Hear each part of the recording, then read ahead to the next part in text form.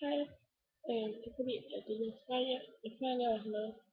Det der, jeg er mere i den der, hvor det er små børn, som det er. Og jeg tænkte, jeg fandt den på YouTube. Film om, hvordan man kunne se det med det. Og så, og det er så fint nok starte med 14.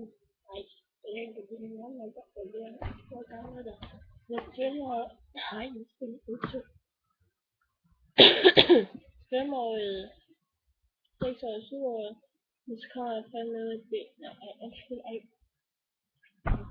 Så kommer der et billede af en lille, så hun var taget tår og eyeliner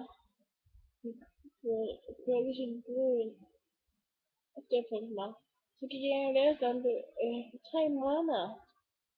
Det var 3 måneder gammel. Så må det være med til det. Oh my fucking god, børn til at født for at have det sjovt.